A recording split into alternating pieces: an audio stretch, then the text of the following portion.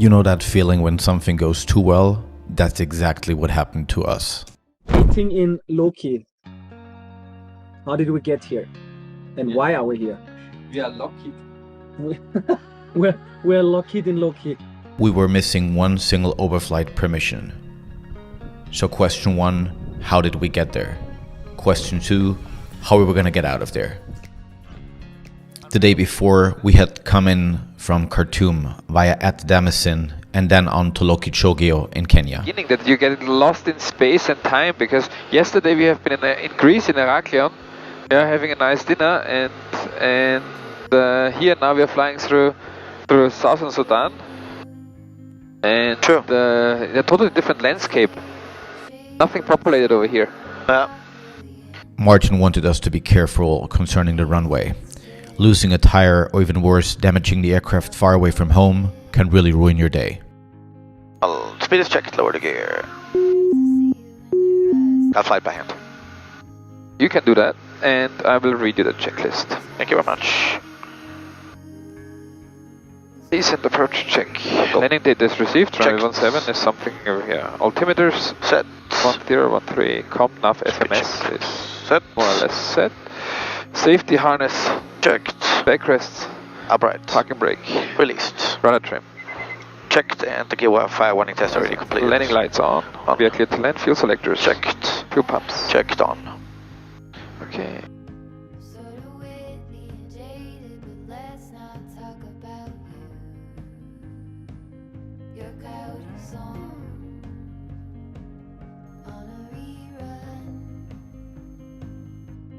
Two brand new aircraft certainly drew some looks. And when it came to refueling, that was interesting too. Barrels were transported down from Khartoum and pumped by hand.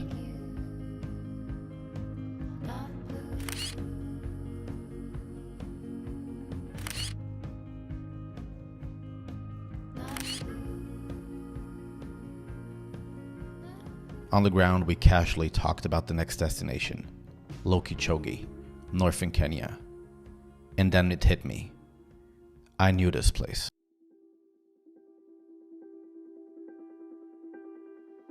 More than 20 years ago, John le Carré had written The Constant Gardener.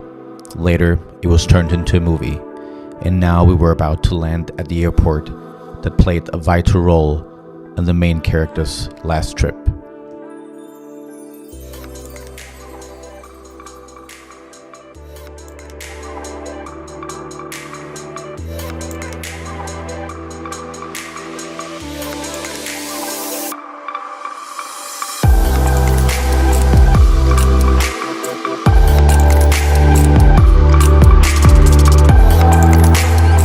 Night before, we had been staying at a 5-star hotel. Now it was a small cabin in northern Kenya. But we were excited to continue. Finally, on to Rwanda.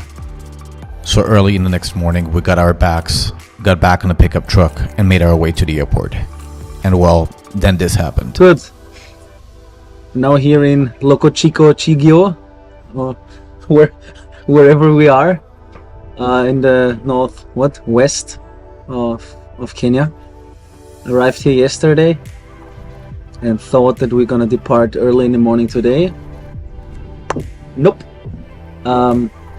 We are missing the permissions for Uganda, and yeah, we're now here at the airport and hope to get the permission today, because I actually really have to go, because these guys, they are flying the 42 and the range is way better. They could take a different route, but I have to go today because today is the weather to go. Otherwise we get into thunderstorms, or I get into some thunderstorms, and with the tundra with the big wheels, I'm moving slower, and yeah, this is why a more direct route without avoiding clouds would be easier. Waiting for permissions is nothing unusual in ferry flying. In the end, it took us more than 5 hours until we were allowed to go.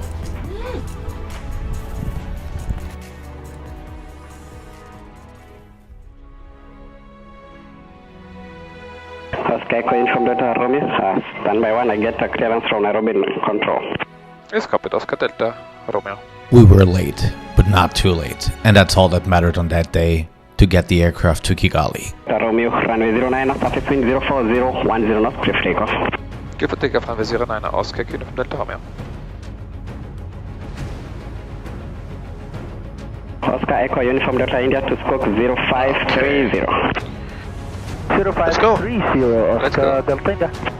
Correct, and behind the departing company traffic, you are clear to enter a backtrack line up and wait, runway 09. Available power is checked. After departing traffic, clear to enter backtrack runway 09. Takeoff power is set. Oscar India. Speed is alive.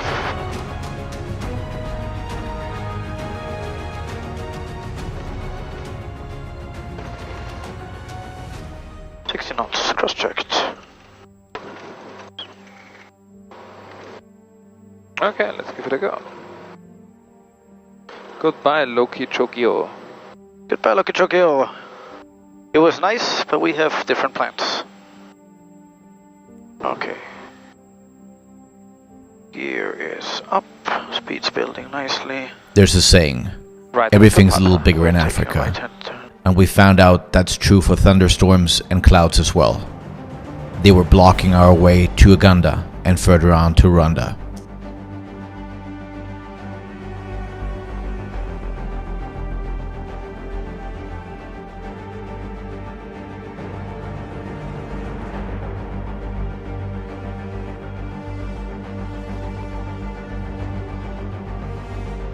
Have some big CBs over here, which we are avoiding.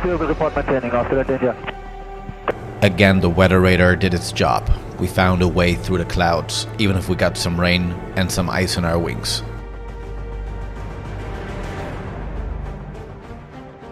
Like the last time, nothing but blue sky on the other side. Plus a special treat. We were about to cross the equator. This is the equator here. Of course you can't see it, but we decided this was it. We got it.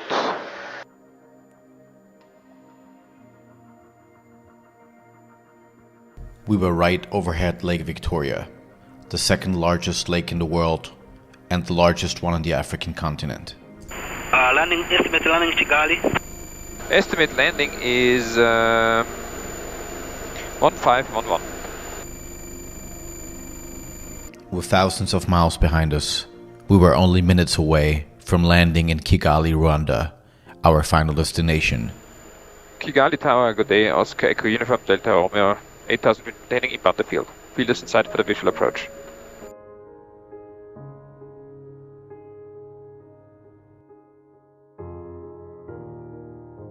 It's an amazing feeling. It's good, huh? Let's live an airplane. So yeah, there's your marshaller. So I can see him. Continue on.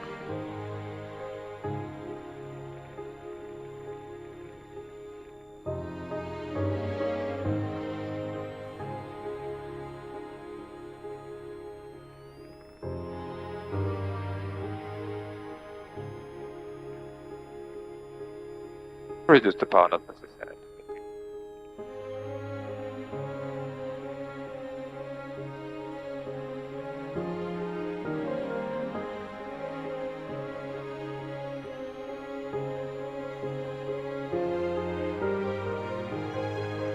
Delta, right place 10, so that can go. 9X Romeo Alpha, report final on your 10, touch and go. Report final 10, Victor Alpha. Great. What a dip. Parking brake set, we are not finished yet. Parking brake set, yeah, you're right. Final, so parking checklist. Got the lights off, I'll leave the position light on. Avionics on. We got the avionics off.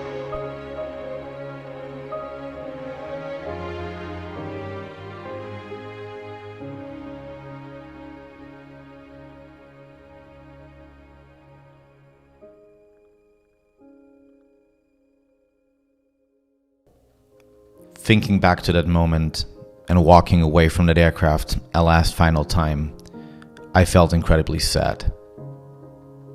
It was like leaving a friend behind.